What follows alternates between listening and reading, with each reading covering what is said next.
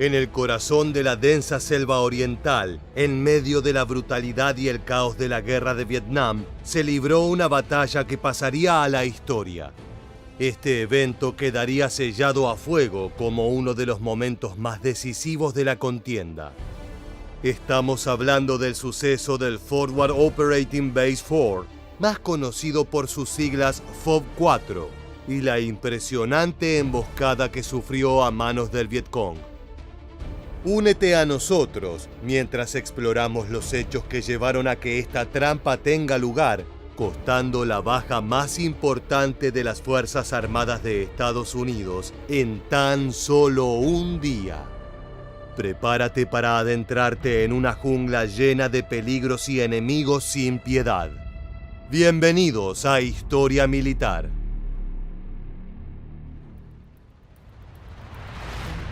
Antes de contarte la tragedia que sufrieron los soldados norteamericanos, creemos que debes conocer el lugar en donde se desarrolló la trampa, así como el perfil de los combatientes que se enfrentaron en este desafío. Desarrollaremos brevemente esta información para que comprendas la verdadera magnitud de la emboscada. Durante la Guerra de Vietnam, un grupo de élite operó bajo un velo de secreto. Se trata del Comando de Asistencia Militar en Vietnam y Grupo de Estudios y Observaciones, o mejor conocido como MACPSOG. Forjados en el crisol de la lucha no convencional, estos soldados fueron los fantasmas que acechaban en la jungla a los enemigos, ejecutando misiones de alto riesgo que desafiaban la lógica y alteraban las condiciones del campo de batalla. Creada en 1964, se convirtió en la punta de lanza de las operaciones encubiertas de Estados Unidos. Sus tareas abarcaban desde el reconocimiento estratégico en Vietnam del Norte y Laos hasta la captura de prisioneros y el rescate de pilotos derribados. Incluso se adentraron en territorio hostil para liberar a detenidos de guerra en audaces ejercicios de liberación.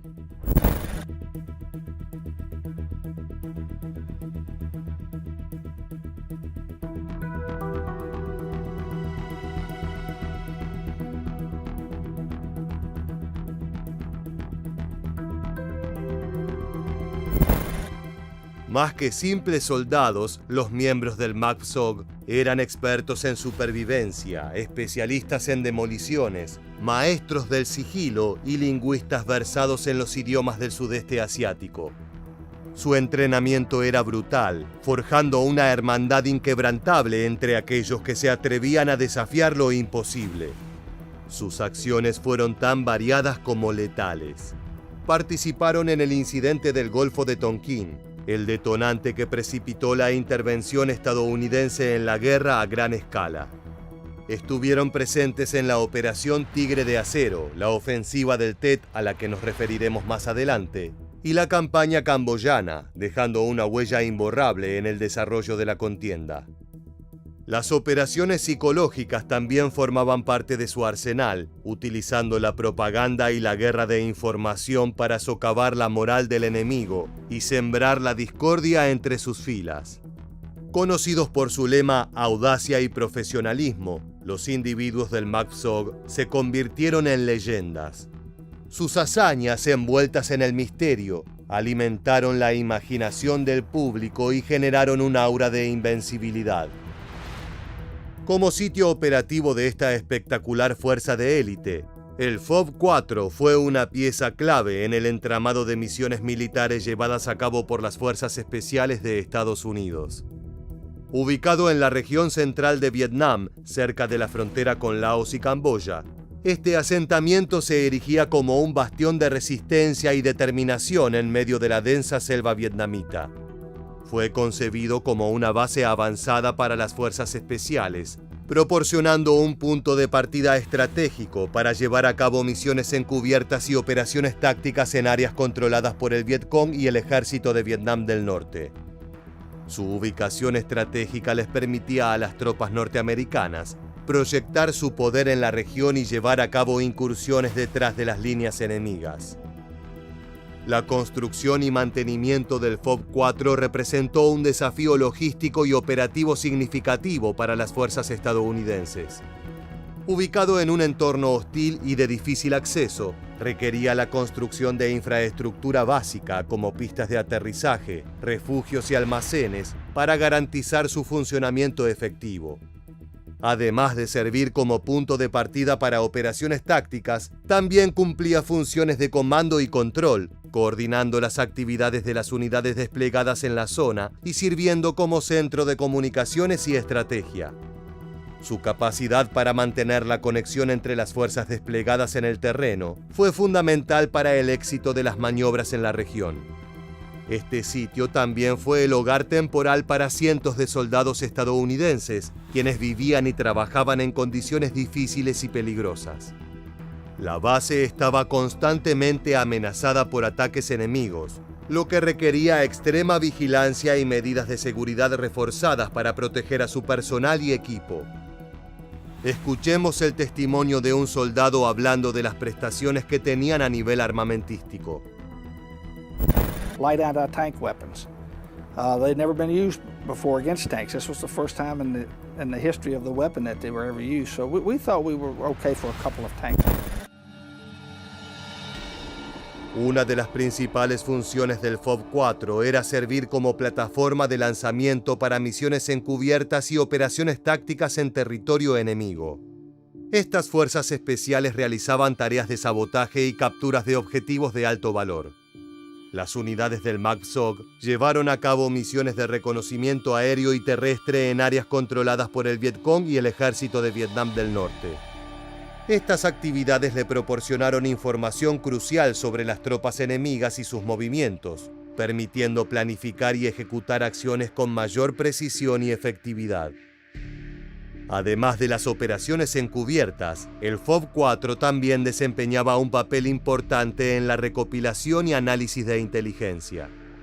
Las unidades de contraespionaje y reconocimiento desplegadas en la base reunían datos sobre las actividades enemigas. También analizaban patrones de movimiento y conducta.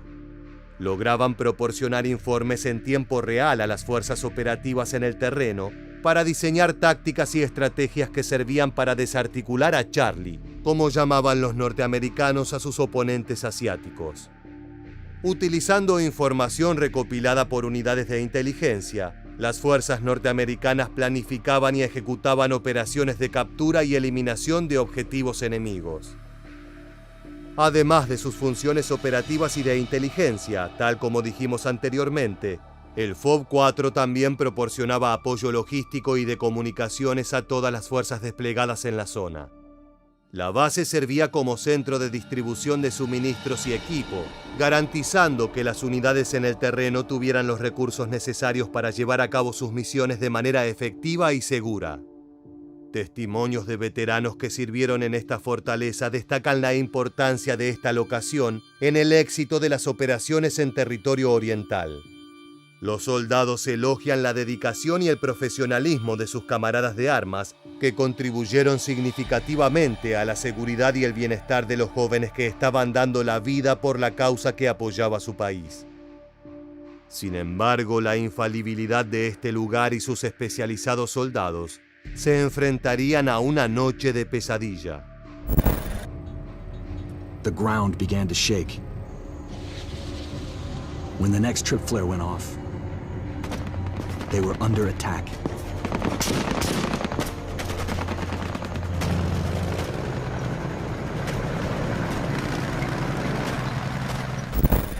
El 23 de agosto de 1968 fue una noche oscura y húmeda en la jungla vietnamita, cuando las tropas del Vietcong se prepararon para lanzar su ataque sorpresa al Forward Operating Base 4. La luna apenas lograba filtrarse a través del espeso follaje de los árboles, mientras que el sonido de la vida nocturna de la selva llenaba el aire con un zumbido ominoso. Era el sonido de la guerra y la muerte. Aprovechando la oscuridad para avanzar sigilosamente hacia las defensas estadounidenses, Charlie se movió con cautela, preparado para asesinar. La guerrilla oriental había estado observando el FOB-4 durante días, recopilando información sobre las patrullas y los movimientos de las fuerzas norteamericanas. Sabían que el momento para atacar era durante la noche. La oscuridad les ofrecía la cobertura perfecta para lanzar su asalto sorpresa contra la base. Mientras tanto, las tropas estadounidenses disponibles en el sitio estaban en alerta máxima.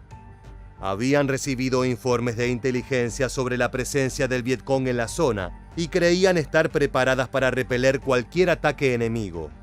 Los soldados se mantuvieron en sus puestos con las armas listas para el combate y los nervios generando máxima tensión. De repente el silencio se vio alterado por el violento sonido de disparos y explosiones en la distancia. El ataque comenzó con un intenso bombardeo de morteros y cohetes. Las explosiones iluminaron la noche y sembraron el caos entre los soldados estadounidenses y survietnamitas que defendían la base. El Vietcong había lanzado su embate aprovechando el conocimiento de la selva para avanzar intempestivamente hacia el FOB 4 y abrir fuego contra las defensas americanas. La batalla que siguió fue feroz y caótica. La violencia reinaba en el aire y el bullicio de los casquillos de las balas rebotaban en el suelo como campanas asesinas. Las entrenadas tropas lucharon con valentía para rechazar el asalto enemigo, disparando desde sus posiciones fortificadas y lanzando granadas contra las filas del Vietcong. El ruido de las explosiones resonaba en la jungla, mientras las ráfagas de metralla iluminaban la oscuridad. Era un espectáculo grotesco. Escuchemos el testimonio de uno de los sobrevivientes. The bullets are whizzing everywhere. You can't sink low enough into the dirt.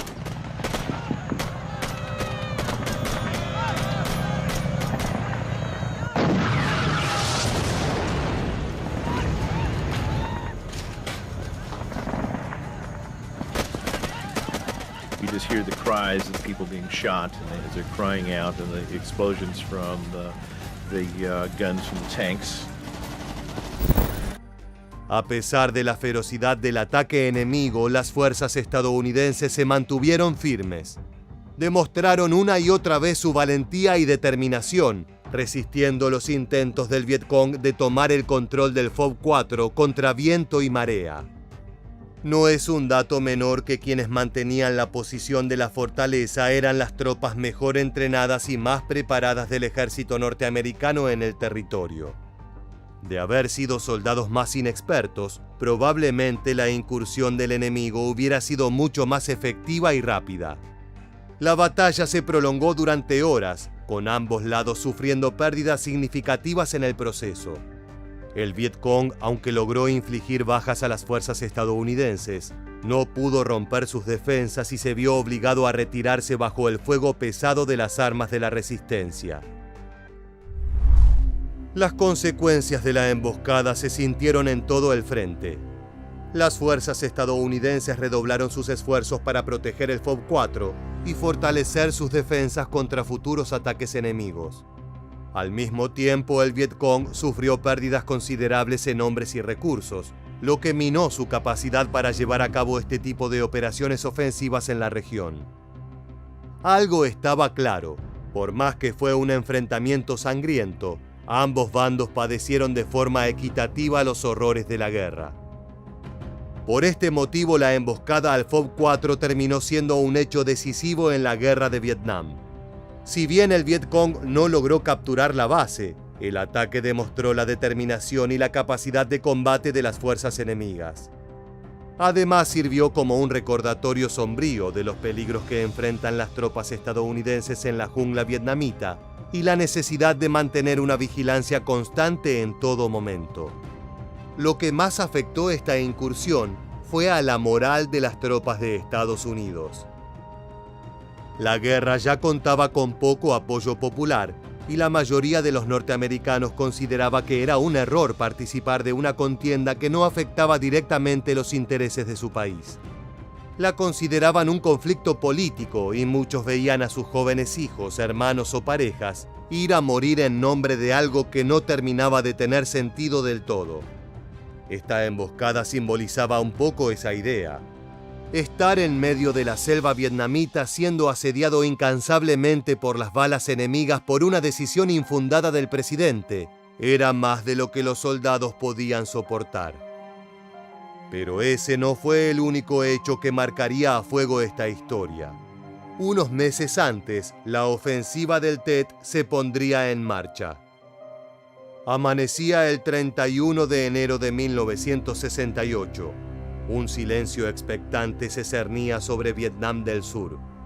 De repente, el rugido de las explosiones y el estruendo de las ametralladoras rasgó la quietud. Las fuerzas del Vietcong y Vietnam del Norte, en una invasión coordinada y audaz, habían lanzado un ataque simultáneo contra más de 100 ciudades y puestos militares norteamericanos. Era el inicio del asedio. El Tet, o Año Nuevo Vietnamita, se suponía que era una época de paz y tregua. Los soldados estadounidenses y survietnamitas, confiados en la superioridad militar de su bando, se preparaban para celebrar. Sin embargo, el enemigo tenía otros planes. Aprovechando la festividad, el Vietcong y el ejército norvietnamita atacaron con ferocidad, tomando por sorpresa a las fuerzas aliadas. La batalla por Hue, la antigua ciudad imperial, se convirtió en uno de los episodios más cruentos de la ofensiva del Tet. Durante semanas, las fuerzas vietnamitas se atrincheraron en la ciudad, librando una feroz resistencia casa por casa. Los marines estadounidenses enviados para retomar el control se enfrentaron a una lucha encarnizada en la que cada callejón se convirtió en un campo de batalla. La ofensiva del Tet, aunque finalmente sofocada por las fuerzas aliadas, tuvo un impacto profundo en la guerra. Las imágenes de la destrucción y las bajas estadounidenses, transmitidas por televisión a todo el mundo, generaron el fuerte sentimiento antibélico en la opinión pública estadounidense, que también ocasionaría la emboscada al FOB 4 meses más tarde. La confianza en la victoria, que hasta entonces había sido incuestionable, comenzó a erosionarse. El presidente Lyndon B. Johnson, presionado por la ciudadanía y consciente del creciente costo humano y económico de la guerra, anunció que no buscaría la reelección. La ofensiva del Tet había demostrado que la victoria no sería fácil ni rápida y que el pueblo norteamericano no estaba dispuesto a seguir soportando un conflicto interminable.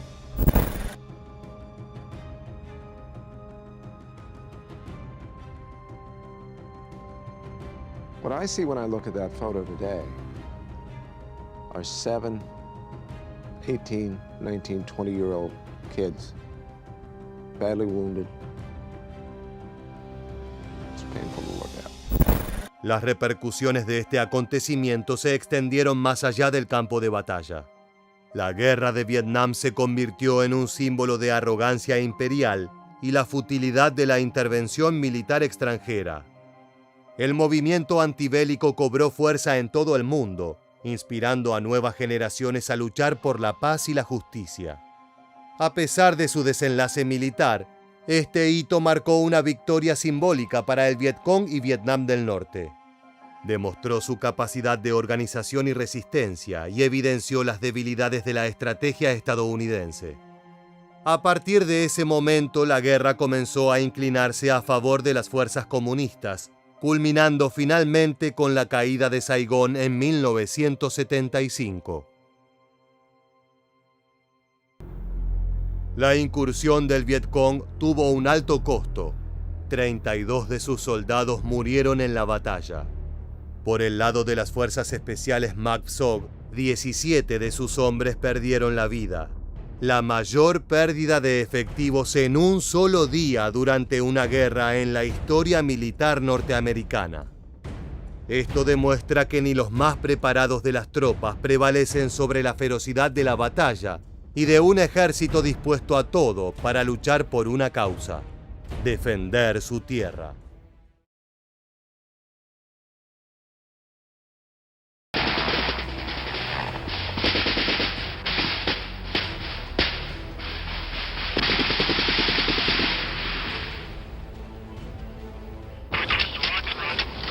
Okay.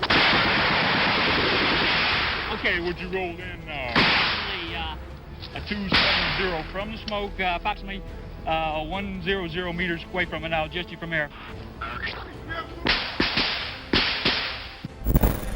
Tan solo un árbol o matorral era capaz de ocultar a un enemigo listo para aniquilarlos.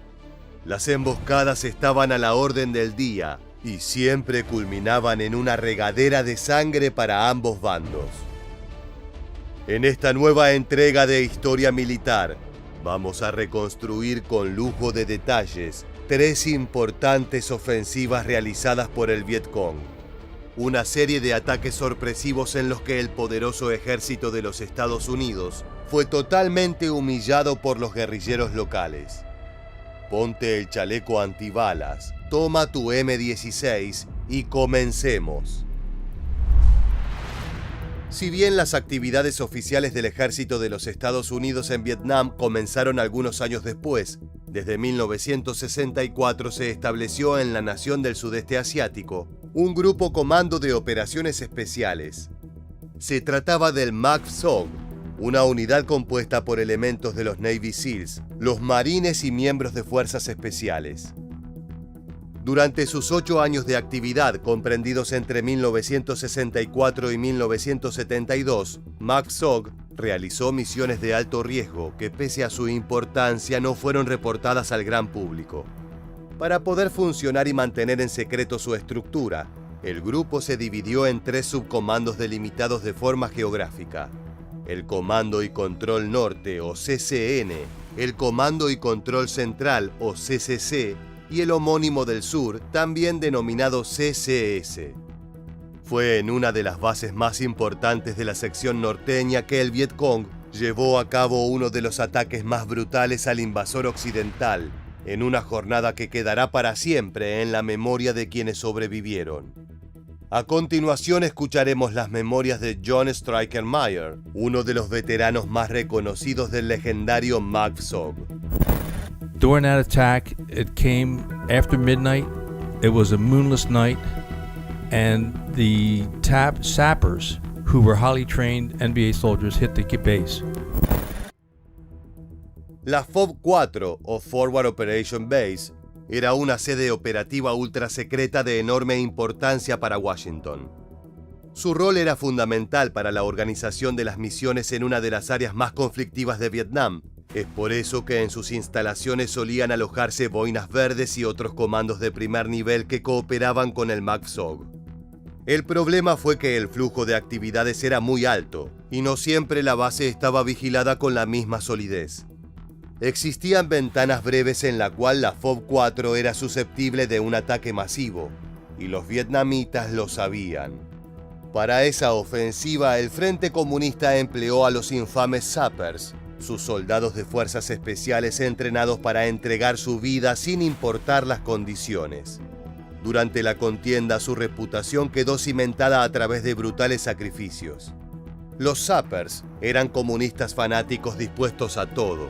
Retomaban el espíritu combativo de los viejos kamikazes del Japón imperial.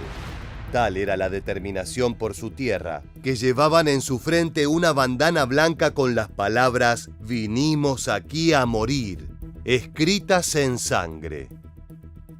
Durante la mañana del 23 de agosto de 1968, un batallón del Vietcong, conformado por sappers y soldados regulares, ingresó a la base FOB-4. Su estrategia había contemplado hasta el más mínimo detalle, tanto así que la ofensiva coincidió con la noche en que comenzaba el nuevo ciclo lunar. Esto les aseguraba una oscuridad total para movilizarse como cazadores a lo largo de la selva vietnamita. Las noticias del ataque se dispersaron de a poco, a medida que los disparos y explosiones retumbaron en cada rincón del territorio. Escuchemos al veterano Jim Pugh contar cómo fue a atravesar el campamento en medio de una lluvia de disparos del enemigo. And I hear is bang, bang. Got you, son of a bitch. And then the next breath, I'm hit. So I go out and start dragging him into the barracks. And I could feel the bullets going by my bare torso and snapping right next to my ear.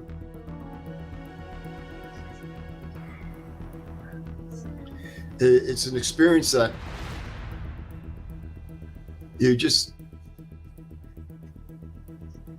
You just wish that they could hit you instead of feeling it that way. El equipo de reconocimiento Spike Team Rattler se encontraba apostado en la parte más alta de las montañas de mármol, uno de los lugares más elevados de Da Nang. Los comandos MACSOG disfrutaban de una noche apacible, cuando de repente una serie de estruendos transformaron el momento en una pesadilla. Abajo, a varios metros de sus posiciones, el batallón del Vietcong había penetrado en las escasas defensas, dando inicio a una auténtica masacre. En pocos minutos la base FOB 4 se transformó en una hoguera repleta de cadáveres de Estados Unidos. Solo algunas estructuras sobrevivieron a la ofensiva. Mientras los integrantes del antes mencionado equipo de reconocimiento Spike Team Rattler observaban todo el horror desde la altura, una parte del escuadrón vietnamita se preparaba para emboscarlos a ellos. Los sappers utilizaron sogas para escalar en pocos minutos, tomando completamente por sorpresa a sus víctimas. Para cuando el equipo de escaladores logró rodear al Spike Team Rattler, la situación en toda la base FOB 4 se había convertido en un verdadero infierno en la tierra. Había carpas en llamas, cuerpos sin vida en el suelo y sangre mezclada con el lodo y la vegetación. En ese caos, tropas norvietnamitas corrían portando fusiles de asalto. En una de las situaciones más impactantes, un grupo de sappers con explosivos adheridos a su cuerpo entró corriendo al depósito de municiones de la base. Al cabo de unos segundos, una explosión acabó con su vida y con la reserva de armamento de FOB 4.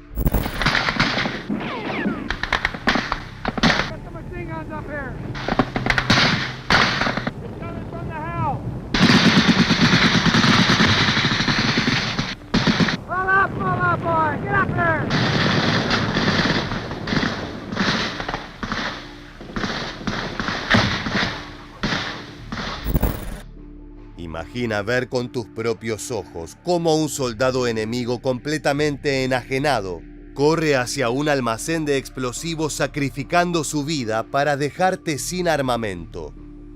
Este tipo de ataques kamikaze terminó convirtiéndose en algo característico durante las emboscadas norvietnamitas. Los sappers ingresaban con dinamita o bombas en su cuerpo para destruir los búnkers y posiciones estratégicas de Estados Unidos. A medida que los primeros rayos del sol iluminaron la base, las tropas del Vietcong se retiraron, dejando solo devastación por detrás. Entre las ruinas de lo que había sido un importante puesto militar estadounidense, se encontraron los cuerpos de 17 boinas verdes, además de decenas de heridos, algunos de gravedad. Debido a la naturaleza ultra secreta de su trabajo, los americanos eliminados no tuvieron un servicio fúnebre oficial en el sudeste asiático.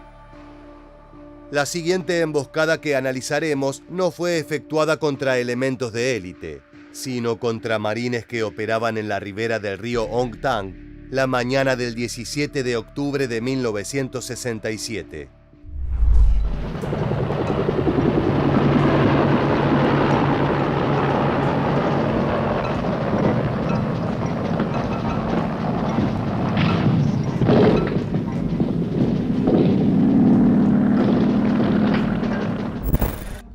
Durante los primeros meses de 1967, el frente vietnamita sufrió la pérdida de miles de soldados como resultado de las misiones llamadas Busca y Destruye, efectuadas por el ejército de los Estados Unidos. Pero el general Tran Van Tra sugirió que las tropas comunistas aún podían alzarse con la victoria si lograban infringir pérdidas numerosas entre los norteamericanos. Es por eso que a mediados de 1967, la 7ª y 9ª División del Ejército de Vietnam del Norte comenzaron a pergeñar lo que sería una de sus ofensivas más brutales y efectivas. El río Ong Tan corre a través de una región forestal con muchísima vegetación, por ello resulta un lugar ideal para ocultarse. Con eso en mente, el 16 de octubre de 1967, una patrulla de soldados perteneciente a la Compañía Alfa fue enviada a inspeccionar la región. Durante su misión se toparon con una pequeña unidad enemiga, la cual terminó escapando luego de una breve balacera. Al reportar este encuentro, los hombres del tío Sam recibieron una orden concreta. Tenían que buscar a ese grupo de vietnamitas y aniquilarlos. Parte del plan era que avanzaran por territorio ocupado. Al encontrar asentamientos del Vietcong, tenían que contactarse con las baterías de artillería que aguardaban apostadas a pocos kilómetros. El problema fue que los guerreros locales ya habían advertido el plan y estaban aguardando el momento preciso para atacar, como un depredador que observa a su presa. Uno de los soldados estadounidenses no tenía un buen presentimiento sobre la operación. Well, they told us we were going to a place that was going to be pretty rough, and that's all. They didn't tell us what was waiting on us. You had no choice, you just went. Cerca de las 10 de la mañana del 17 de octubre de 1967, los soldados americanos se encontraron con las tropas del Vietcong. Como te anticipamos, los asiáticos estaban a la espera en búnkers dispersados en zonas estratégicas de la jungla, rodeando el camino por el cual avanzaba su rival. Cuando los norteamericanos estuvieron a tiro, se desató el caos. Una tormenta de cartuchos de rifles, ametralladoras y granadas erupcionó en una mortal emboscada. Las tropas de Washington no tuvieron tiempo para adoptar posiciones defensivas y sufrieron pérdidas masivas de personal durante los primeros minutos del combate. Los hombres del Vietcong llegaban desde todos los flancos, aprovechando sus búnkers y la geografía que tanto conocían. A medida que el fuego de los norvietnamitas aumentaba, los soldados norteamericanos creyeron escuchar el sonido distintivo de una ametralladora M60. Los hombres asumieron que era la caballería que había llegado para rescatarlos, por lo que cesaron el fuego por miedo a herir a uno de los suyos. El frente asiático aprovechó por completo estos instantes de debilidad. Cerca de las 11:30 de la mañana enviaron reservas de personal vietnamita que esperaban el momento correcto de actuar. Para mayor complicación de los estadounidenses, resultaba imposible emplear la artillería, ya que la proximidad entre propios y ajenos hacía que fuese demasiado riesgoso. Alpha Company disappeared. And now the firing was directed against us, against Delta Company. Lúc đó thì trung đoàn mới tung cái tiểu đoàn 2 là tiểu đoàn dự bị trong ngày. Đánh từ sườn bên phải đánh sang đội hình của địch. En simultáneo a esta parte de la ofensiva, otro grupo de tropas asiáticas había avanzado con sigilo hasta las inmediaciones de la artillería. Llegado el momento, se abalanzaron sobre el enemigo, complicando aún más el apoyo que podrían recibir el resto de los estadounidenses emboscados en la región de Ong Tan. Los integrantes de aquel batallón de artillería recuerdan lo caótico de aquella situación. Por un lado tenían que coordinar los disparos y recibir información de los soldados que estaban más adelante. Por el otro debían defenderse de las oleadas de vietnamitas que intentaban apoderarse de la posición. Qué mejor que escuchar al coronel norvietnamita Vo Minh Triet describiendo cuál fue la estrategia utilizada por sus hombres. Anh tiểu đoàn cũng có cái đài quan sát của anh. Rồi anh trung đoàn có cái đài quan sát của anh. Tức là những cái đài leo lên trên cao. Các cái bộ đàm này có trực đầy đủ không mới gọi. Cứ để cho đổ xuống rừng. Khi kéo vào đến một cái tầm là nổ súng rồi.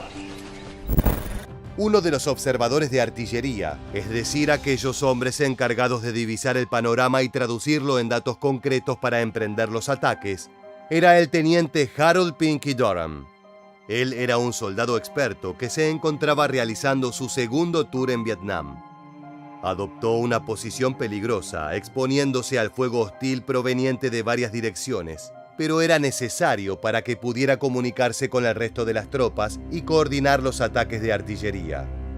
Durham cumplió su trabajo con calma y tranquilidad, brindando coordenadas precisas que lograron hacer volar por los aires varias posiciones vietnamitas. Desgraciadamente, durante el combate, el valiente soldado pisó una mina tipo Claymore, las cuales no explotan, pero sí lanzan cientos de piezas metálicas que perforan el cuerpo de la víctima. Joram sufrió heridas muy graves y debido a aquel incidente quedó ciego de uno de sus ojos.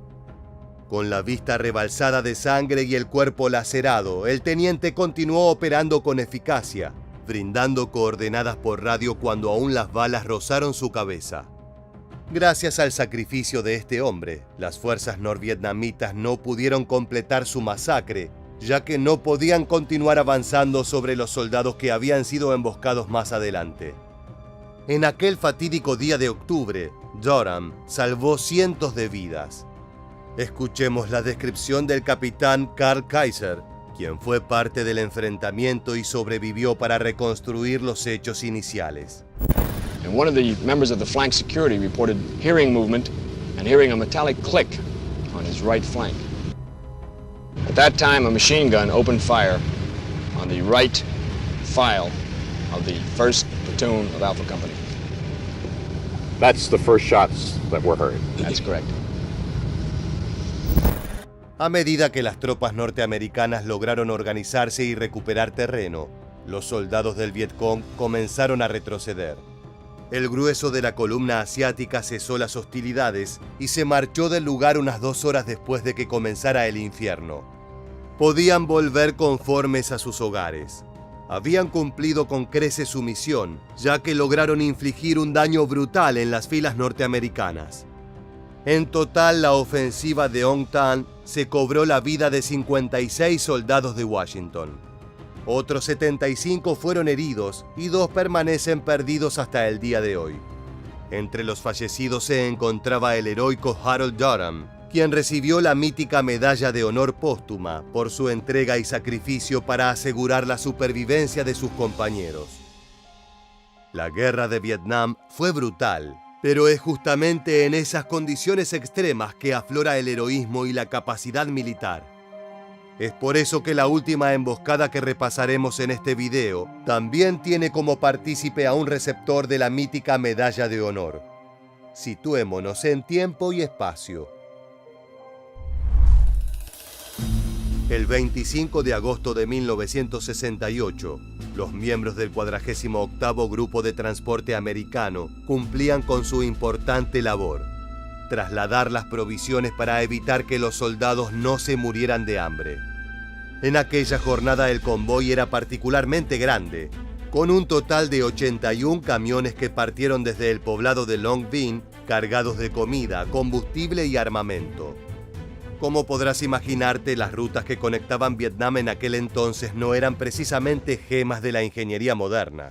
Más bien todo lo contrario. Eran caminos sinuosos y precarios que unían el punto de partida con Saigón, el destino final del 48º Grupo de Transporte.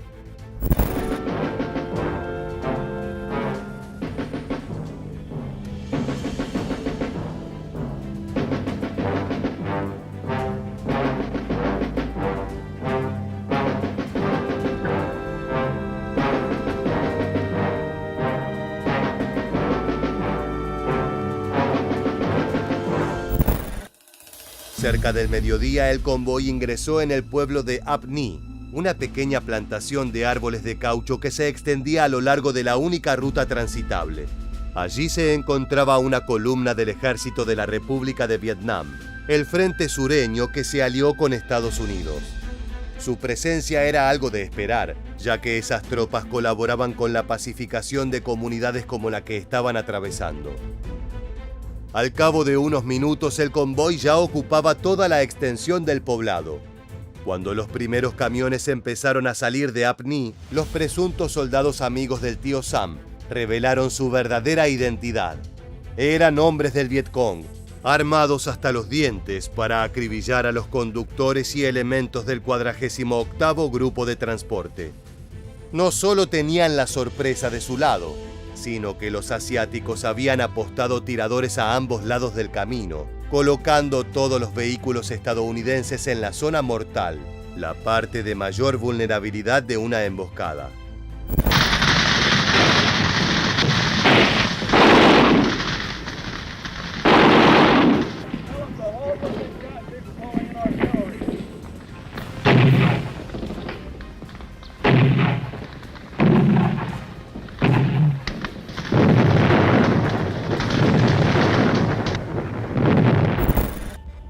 La batalla de Apni no se limitó a disparos. Los soldados comunistas también emplearon ametralladoras y lanzadores RPG-7 para destruir los rodados.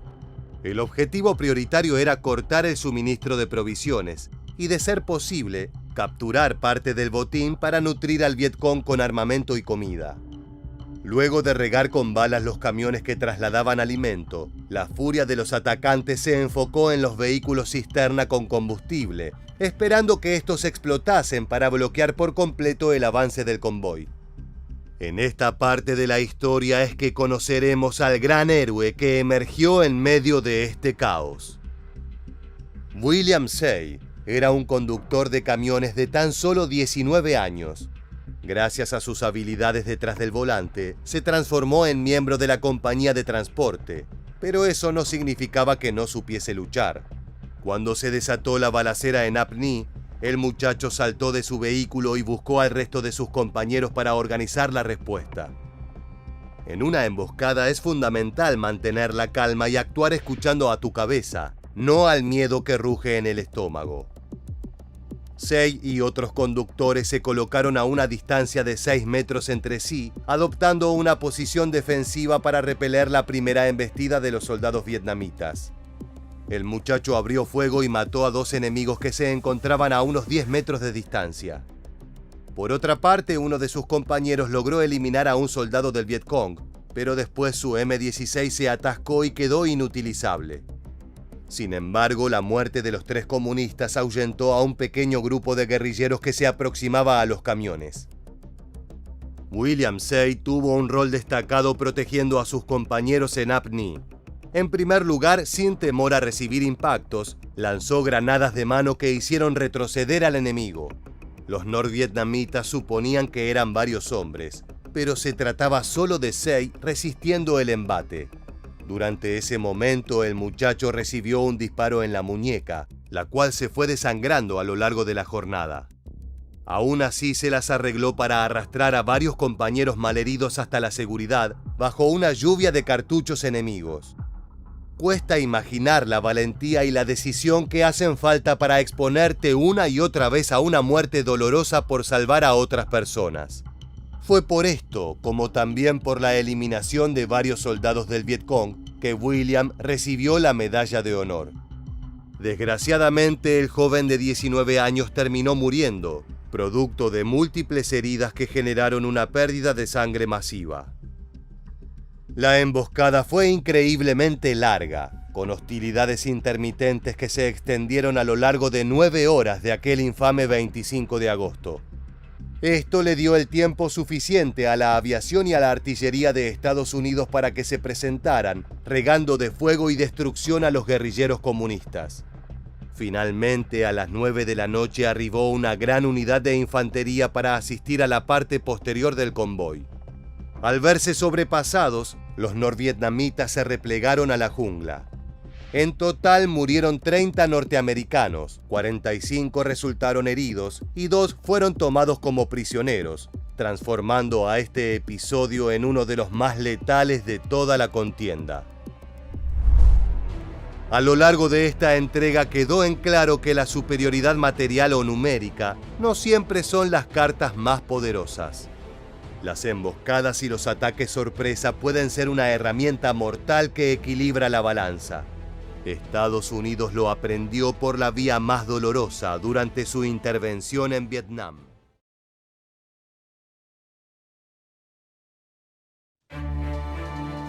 Caer en las siniestras garras del ejército enemigo siendo un soldado norteamericano era el peor de los destinos durante la guerra de Vietnam.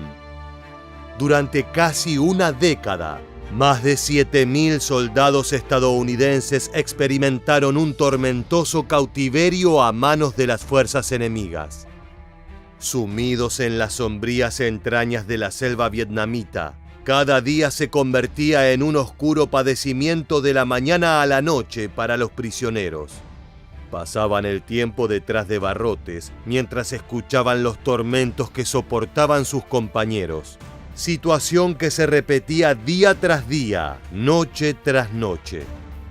El fin último del Vietcong era conseguir información de la estrategia militar de sus enemigos, pero también existían algunos macabros soldados comunistas que lo hacían por diversión. En el video de hoy vamos a explorar con detalle cada uno de los métodos de tortura empleados por las milicias orientales, así como algunas historias de vida estremecedoras de soldados norteamericanos. Prepárense para un tormentoso viaje a la selva vietnamita de los años 60, en la entrega de hoy de Historia Militar.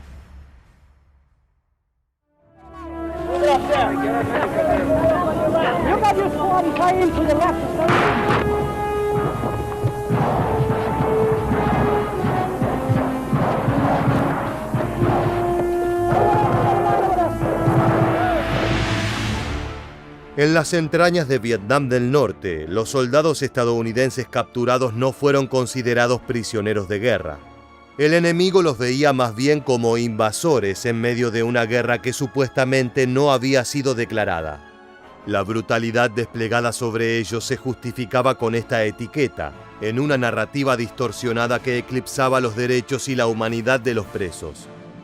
Con esta cruel concepción del adversario, prisioneros de guerra padecieron un cautiverio caracterizado por ejecuciones, torturas, heridas o enfermedades infecciosas. La brutalidad era moneda corriente en las prisiones selváticas.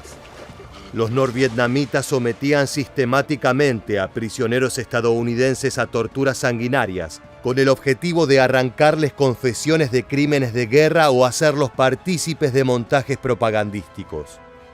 Los castigos físicos no conocían límites y su propósito iba desde la obtención de información militar hasta la manipulación psicológica.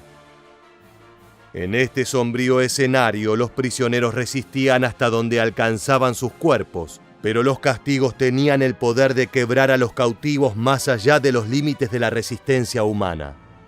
Algunos torturados descubrieron que cualquier respuesta, aunque fuera falsa o engañosa, podía poner fin a su sufrimiento insoportable, o al menos temporalmente.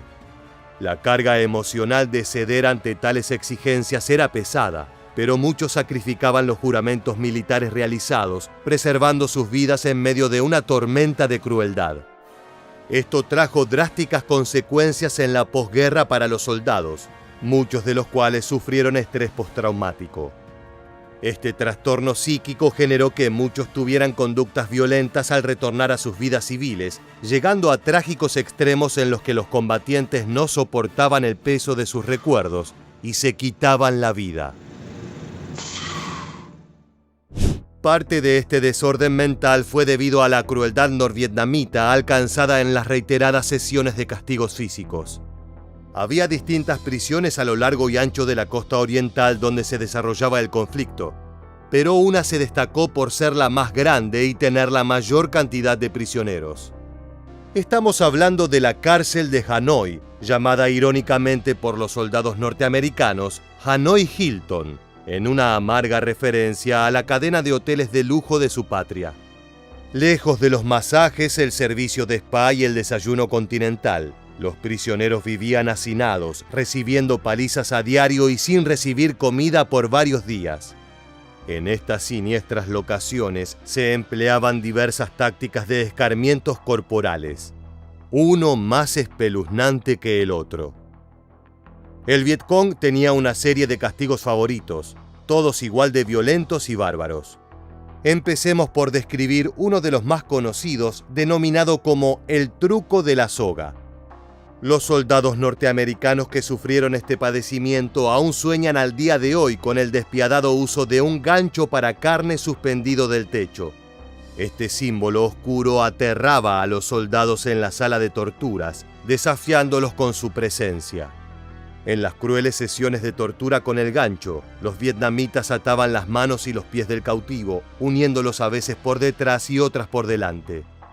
Las cuerdas tensas hasta el límite ahogaban al torturado, en ocasiones llegando al desmayo. Inclinado o doblado por la mitad, el prisionero era elevado hacia el gancho mientras los guardias tiraban de las cuerdas y lo dejaban suspendido en el aire. Este procedimiento deformaba el cuerpo de los soldados al nivel de dislocar algunas extremidades de las víctimas, por lo general los hombros. Ni el más capaz de los contorsionistas podría soportar este procedimiento. Veamos un material que lo grafica. We know exactly what that torture looked like thanks to drawings by Mike McGrath. But they put your arms behind your back and they'll cinch up your elbows until your ribs start pulling apart here. Then they rotate over your head until your shoulders this way. And no man can stand the pain. Las sesiones de esta salvaje práctica duraban horas, incluso días. Los guardias regresaban de a intervalos a chequear los signos vitales del torturado. A medida que pasaba el tiempo, las milicias iban apretando las cuerdas hasta que el prisionero perdía la sensibilidad en sus extremidades.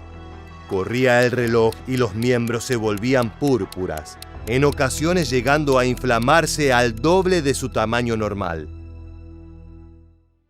Otro tipo de torturas más tradicionales y menos macabras también eran impartidas por los militares vietnamitas, con particular encono. Las palizas extremas eran moneda corriente, lo que llevaba a la muerte a muchos valientes prisioneros que aguantaron más de lo que su cuerpo ya desgastado por la guerra podía soportar. De forma estoica, muchos soldados norteamericanos murieron manteniendo el silencio, negando valiosa información a sus captores. El Código de Conducta Militar de Estados Unidos tiene una consigna clara y simple. Lo único que los prisioneros de guerra deben confesar al enemigo es nombre, rango, número de serie y fecha de nacimiento. Muchos soldados fueron quebrados por los maltratos y abusos del Vietcong, pero otros resistieron heroicamente. Lo que el Comando Comunista de Vietnam quería conocer eran los detalles de las misiones, de los objetivos y de las tácticas empleadas por los norteamericanos. La reticencia se pagaba muy caro y cada revelación era medida con cautela, protegiendo celosamente los secretos que podían cambiar el curso de la batalla con sangre y dolor. En este vaivén entre la obligación de hablar y la lealtad a la misión, el código de conducta se convirtió en un talismán para muchos militares norteamericanos que encontraban en su juramento las razones para resistir a las torturas sufridas. Otra forma de quebrar a los soldados era someterlos a castigos psicológicos y propagandísticos. En los oscuros calabozos en las selvas vietnamitas, el adoctrinamiento comunista era parte de los castigos. Los guardias sometían a los prisioneros a escuchar transmisiones incesantes de Radio Hanoi y charlas ideológicas interminables que resonaban durante las tortuosas sesiones de castigo físico. Cuando no estaban aplicando penas a los soldados, los vietnamitas se dedicaban a ver cómo la naturaleza de la desidia en la que los hacían vivir se ocupaba de desgastar su salud. La negligencia médica acechaba como un espectro amenazando a los cautivos.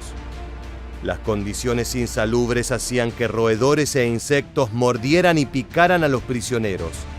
Los ataques de las alimañas desataban enfermedades infecciosas que debilitaban o directamente mataban a sus víctimas. Por otro lado, la dieta a la que sometían a los norteamericanos parecía más una burla cruel que un sustento alimenticio. La comida consistía en una mezcla insuficiente de sopa liviana de calabaza o repollo, acompañada de trozos de pan y arroz, y ocasionalmente carne en descomposición o cruda. Los prisioneros se enfrentaron el frío con alimentos helados en invierno y platos ardientes en los abrasadores veranos. Esto sucedía porque los guardias se divertían viendo a sus presas sufrir al comer. Obviamente, la falta de recursos como abrigo, higiene y antibióticos hicieron que los soldados cautivos pasaran frío, vivieran entre sus propios excrementos y sufrieran las más diversas infecciones. Cuando los miembros del Vietcong querían llevar adelante un espectáculo con sus métodos de tortura, utilizaban algunos más vistosos. Uno de los más temidos y habituales era el conocido como submarino.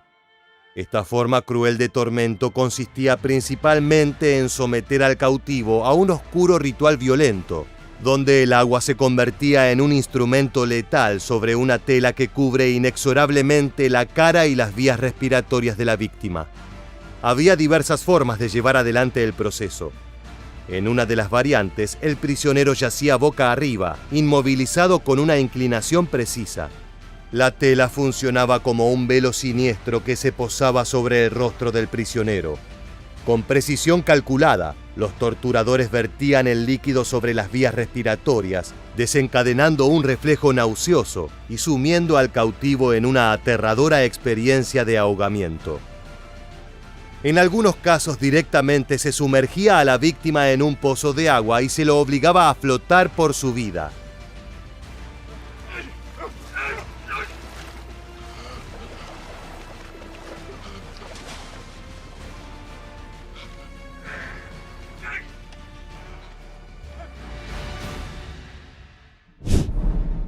El agua era utilizada como un arma intermitente que evitaba la muerte inmediata, provocando nada más que sufrimiento. Sin embargo, el riesgo persistía, ya que un flujo continuo podría sellar el destino del preso con una asfixia implacable. El submarino no solo infundía un dolor agudo, sino que dejaba secuelas aberrantes.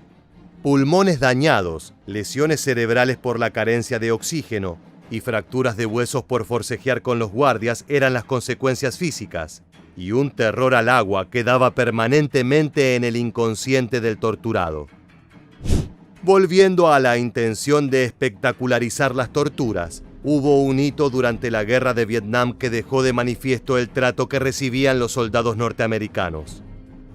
El escenario de la Marcha de Hanoi en julio de 1966 pintó una de las explotaciones más descaradas y siniestras de los prisioneros de guerra. Atados de dos en dos, 52 cautivos estadounidenses fueron forzados a recorrer cabizbajos las calles de Hanoi, alimentando la furia pública del norte de Vietnam. La crudeza de la escena quedó inmortalizada en imágenes filmadas por los norvietnamitas. Una narrativa visual destinada a mostrar a los enemigos humillados y a merced de los enfurecidos comunistas. Veamos algunas imágenes del suceso.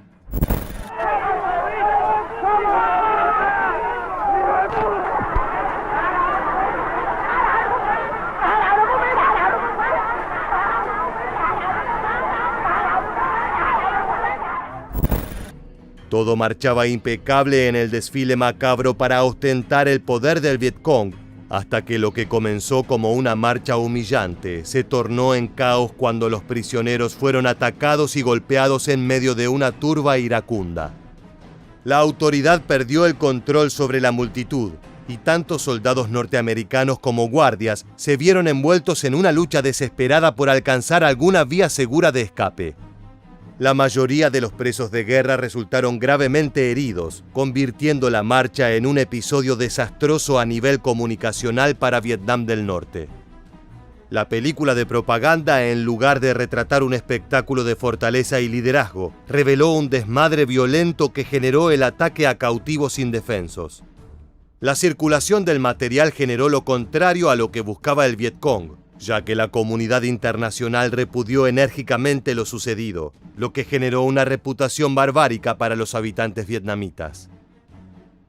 Las condiciones de vida y las torturas eran tan avasallantes que a muy pocos prisioneros se les cruzaba por la cabeza la idea de planear una fuga.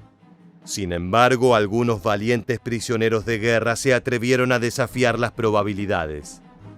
El teniente de la Armada George Cocker y el capitán de la Fuerza Aérea George McKnight urdieron un intento de libertad desde las entrañas de la prisión Dirty Bird en Hanoi, navegando 25 kilómetros río abajo antes de ser recapturados.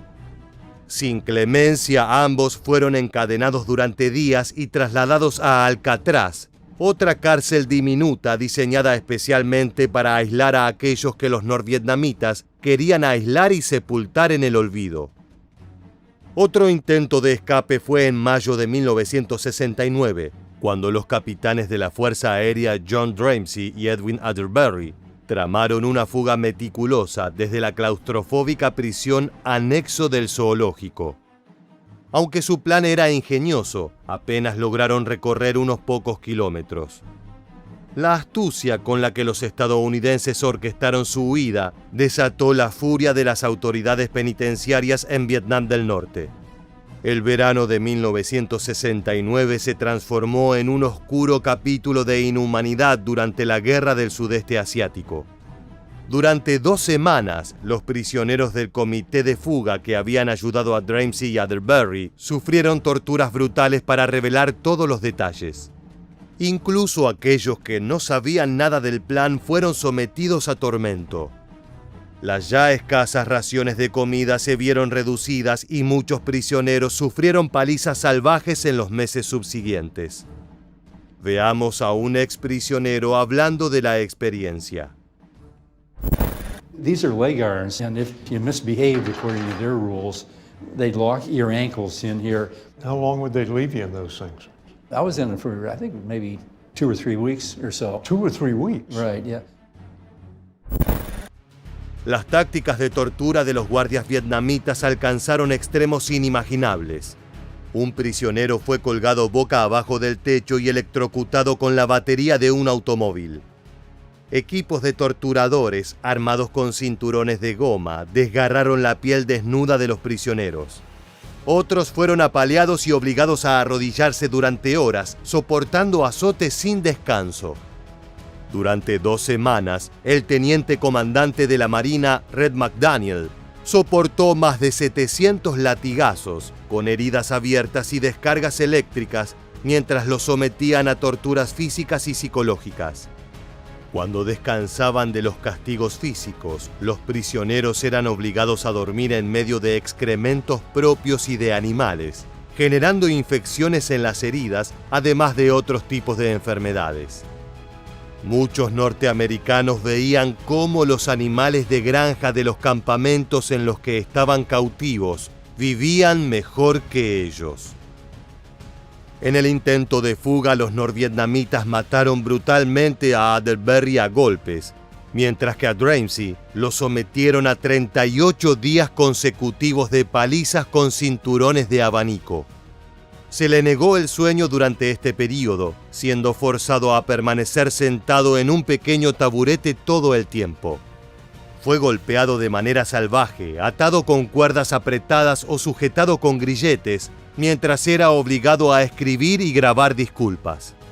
Con solo 2 pequeños trozos de pan y 2 vasos de agua al día, Dramsey vivía un infierno en la tierra.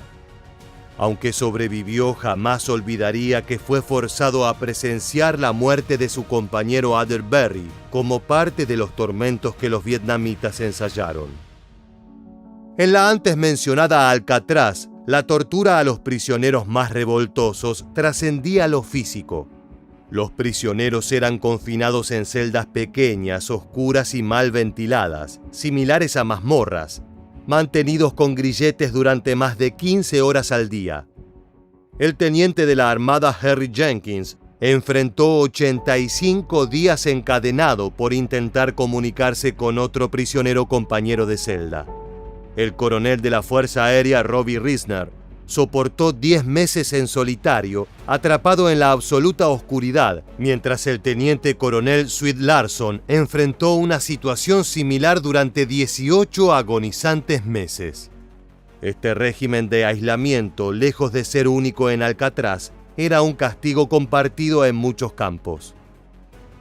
Para muchos prisioneros de guerra, los años se deslizaban lentamente en el abismo del aislamiento.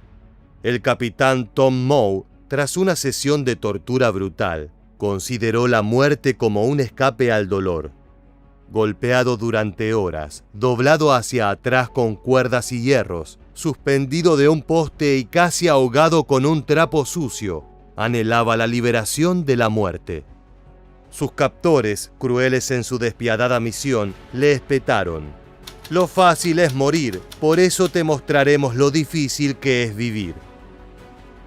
En medio de las torturas y las cárceles perdidas de la jungla, hubo un hombre que se destacó por encima del resto de los prisioneros norteamericanos por el odio que despertaba en el enemigo. En las vastas selvas del Vietnam de 1966, donde el calor colosal se filtraba en la densidad del follaje, la historia del intrépido soldado Dita Dengla emergió como una rareza en medio del conflicto.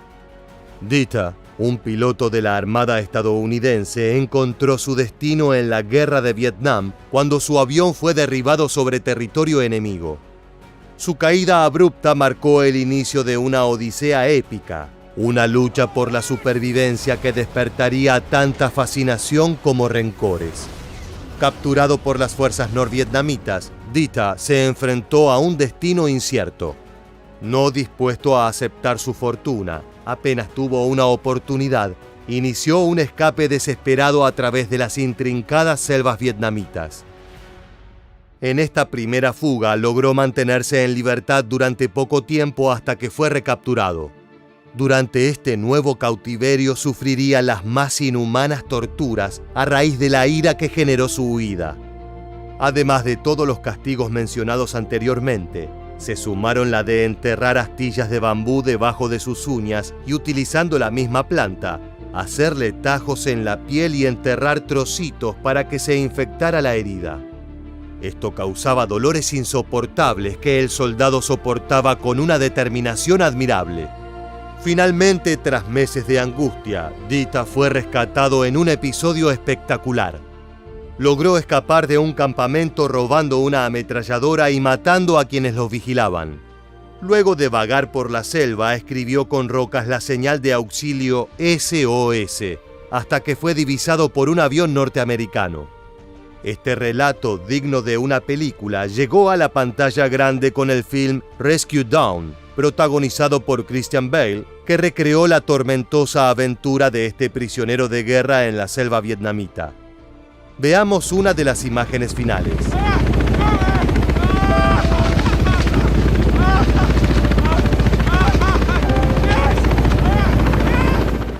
Durante la Guerra de Vietnam, miles de estadounidenses fueron capturados y convertidos en reclusos.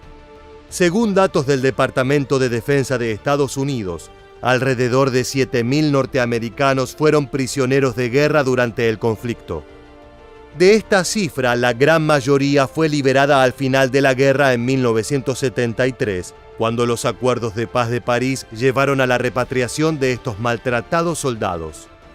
En cuanto a las cifras específicas de supervivientes y fallecidos entre los que sufrieron las torturas del Vietcong, se desconocen las cifras de sobrevivientes. Sin embargo, algunos prisioneros murieron mientras estaban en cautiverio debido a los castigos brutales a los que fueron sometidos. Las cifras exactas pueden variar, pero se habla de que todos los números son desoladores. No por ser menor es considerado insignificante, ya que las torturas espantosas a las que fueron sometidos quedarán escritas en sangre para siempre en la historia de los conflictos bélicos del siglo XX. De esta manera estamos llegando al final del estremecedor video de hoy. Te agradecemos haber llegado hasta el final y te esperamos en las próximas entregas de Historia Militar.